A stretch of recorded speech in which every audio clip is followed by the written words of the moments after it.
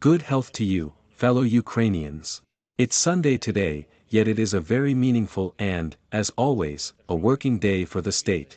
I held a meeting of the staff of the Supreme Commander in a new format, an expanded one. Both the Commander-in-Chief and the Commanders of Directions reported. There were also reports directly from the front line. We are leveling up the situation, doing everything to prepare our actions planned for the future, for the nearest future. This also applies to what is being done now, these days, on the front line. The Commander-in-Chief reported on the overall situation at the front, with a special emphasis on mobilization, the specific situation, on how and what is being done. I heard detailed reports at the staff's meeting on each battle position, each hottest area. General Sirski reported on the Bakhmut direction, Khortytsia operational and strategic group of troops. How we are defending our positions, how we are strengthening this particular direction and how much enemy force we are eliminating. General Sodal reported on the Volodar direction, Donetsk operational tactical group. The situation is very difficult. We are fighting. We are breaking the invader and inflicting extremely tangible losses on Russia. I repeat again and again, the more Russia loses there, in Donbass, Bakhmut, Volodar, Mariinka, Kreminna, the sooner we can end this war with Ukraine's victory. I heard a report on the situation in the south. In particular, General Natov reported on the Odessa direction.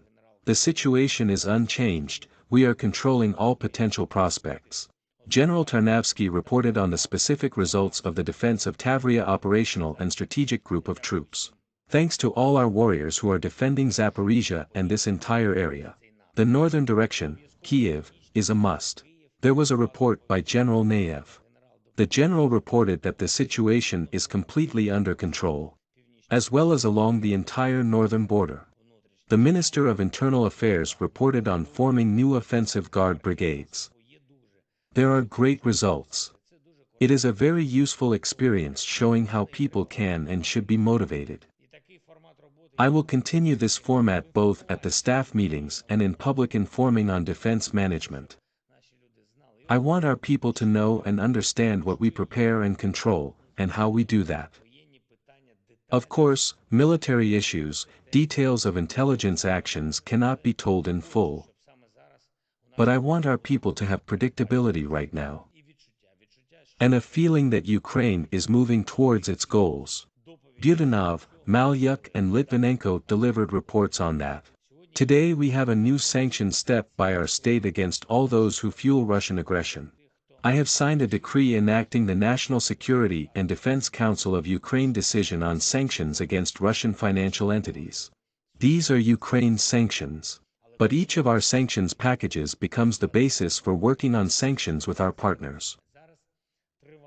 The next EU sanctions package, the 10th one already, is now being prepared. We are working with our partners to strengthen it. But we are also working with other actors in global relations. Sanctions for terror are something where the efforts of every responsible state can push the global process forward. And it will be so. Today I spoke with President of France Macron. We talked about further defense support, about protecting our people and the whole of Europe. I thank Mr. President for his understanding of our needs and for our shared feeling that we cannot waste a single opportunity and a single week in defending ourselves against Russian aggression. We discussed our joint diplomatic efforts with France, our cooperation on international platforms. We also discussed important decisions that we are preparing for this week, for the year of our invincibility. Today I also held several meetings with government officials and with our international bloc, of the office and the government. With representatives of the defense sector. There will be new initiatives, new results for Ukraine, new achievements in relations with partners. I thank everyone who defends Ukraine.